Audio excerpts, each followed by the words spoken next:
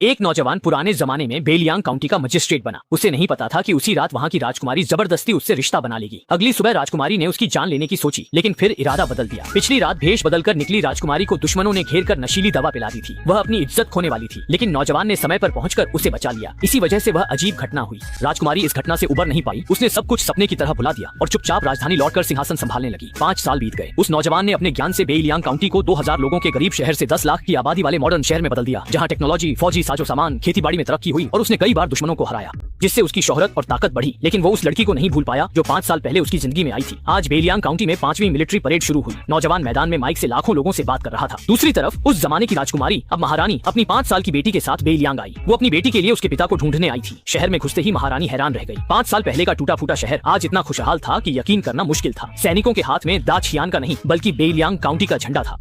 महारानी ने तुरंत समझ लिया कि यह जगह बागी और गद्दारों का अड्डा बन गई है और यहाँ का मजिस्ट्रेट भी बागी है। तभी लाउडस्पीकर पर अलार्म बजा। पास खड़े एक आदमी ने कहा कि दुश्मन फिर हमला करने आ गए हैं। सभी को लाइन से पनाहगाह में जाने को कहा गया। महारानी को यह सुनकर यकीन नहीं हुआ। उसे शक था कि एक मामूली मजिस्ट्रेट 1 लाख की फौज का सामना कैसे करेगा। उसने मन ही मन कसम खाई कि अगर वो जीत गया तो वो सिर्फ उसे ही मारेगी। जल्द ही वो नौजवान बेलियांग दर्रे पर पहुंच गया। वो देखने आया था कि दुश्मन की फौज उसके बनाए शहर को कैसे तोड़ती है। नौजवान अभी शांत था। छिपकर देख रही महारानी ने देखा कि नौजवान ने खुद ही दुश्मन की फौज को अंदर आने दिया, तो उसे और यकीन हो गया कि यह बगावत है।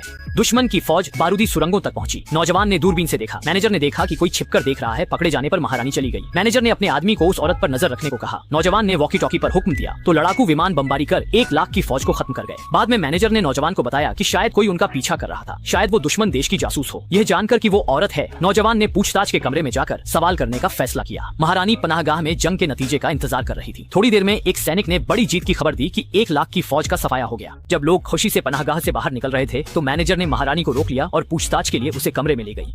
महारानी ने बताया कि वह 5 साल पहले अपने पति से बिछड़ गई थी और अब अपनी बेटी के साथ उसे ढूंढने आई है। लेकिन मैनेजर को उस पर यकीन नहीं हुआ। उसे लगा वह बहाने बना रही है। उसने तलवार निकालकर धमकाया और सच बोलने को कहा। तभी माहौल तनावपूर्ण हो गया। नौजवान तेजी से पहुंचा। उसने एक नजर में महारानी को पहचान लिया। वह हैरान रह गया। 5 साल पहले वाली लड़की आज सामने थी। उसके पास खड़ी बच्ची उसकी अपनी बेटी थी। महारानी ने धीरे से बेटी को उसके पिता से मिलने का इशारा किया। नौजवान हैरान और उलझन में था कि तभी उसका पुराना भाई भी आ गया। वह पूछताछ करने वाला था, लेकिन नौजवान ने हंसकर रोक दिया। उसने कहा, बस एक गलतफहमी हुई है। मैं तुम्हें अपनी बेटी से मिलवाता हूँ।